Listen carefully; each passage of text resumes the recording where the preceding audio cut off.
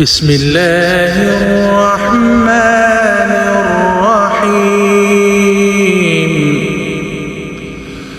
شهر رمضان الذي أنزل فيه القرآن هدى للناس القرآن هدى للناس وبينات من الهدى والفرقان. I Ramadan-måneden er Koranen blevet nedsendt første gang som en retledning for mennesket.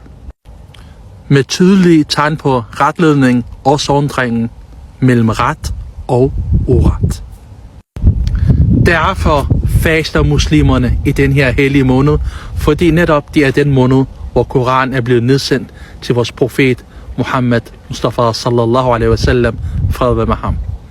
Mange har den opfattelse, at vi faster fra solopgangen til solnedgang. Nej, det er en forkert opfattelse blandt menneskerne i dag. Vi faster fra imsak. Imsak, det er et par timer før solopgangen til solnedgangen.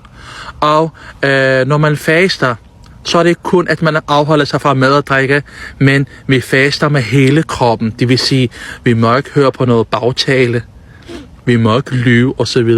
Så vi skal så vidt muligt have en rigtig god manér, have en god akhlaq. Formålet med fasten er også, at vi renser vores krop. Det er selvrensende, alhamdulillah, i og med, fordi kroppen holder pause fra imsak til solnedgang. Du skal tænke på, at du selv bliver træt, når du udfører et stykke arbejde, ikke også? På samme måde er det også med kroppen. Den arbejder non-stop, i og med, når du får en dråbe vand gennem halsen, så arbejder alle cellerne. Så kroppen har faktisk brug for også en pause, ligesom du har. Så hvorfor ikke lade kroppen også hvile lidt?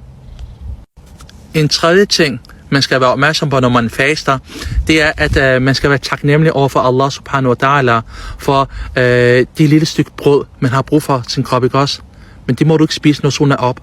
Så man giver almise, og man giver sadaqa til det muslimske land, der hvor der er behov for hjælp. Når Ramadan er overstået, så skal man ikke starte det hele forfra med den gamle tilværelse. Man skal så vidt muligt være et godt menneske, så godt som muligt. Hej.